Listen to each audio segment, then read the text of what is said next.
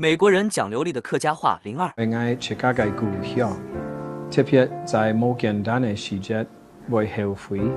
不过平常我冇想到呢事情啊，我系了会啊。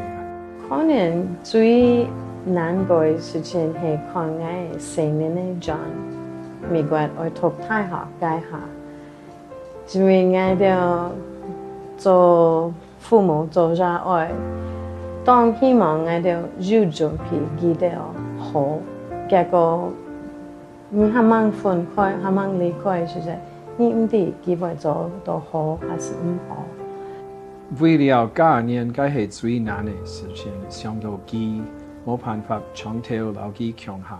不過我就在美國解下，未冇長頭在佢嘅旁邊啊，我就在 Ohio 州，你老嘅時節咧，當下老嘅爸爸80人，媽媽差唔多90啊，佢開始問做得轉來冇？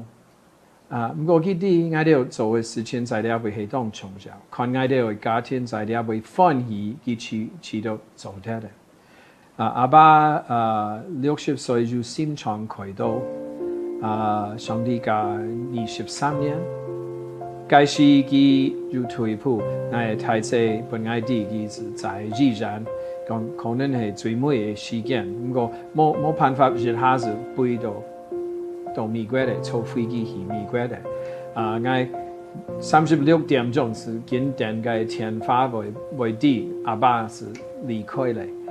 結果你來唔差嘅，你應該用天花為老佢講再見啦。我很少是佢發為本佢哋，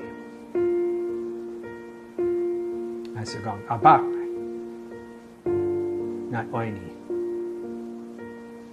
之後佢走出嚟。阿妹是92歲，最尾嘅時節我留佢看書，我就唱隻唱歌講，我會飛走，我會飛走 ，I will fly away, I'll fly away one fine morning。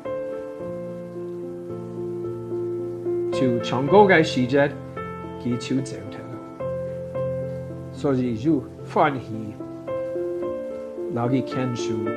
看見入街，佢所盼望嘅地方，該就係所有人嘅盼望，所以就歡喜。抖音。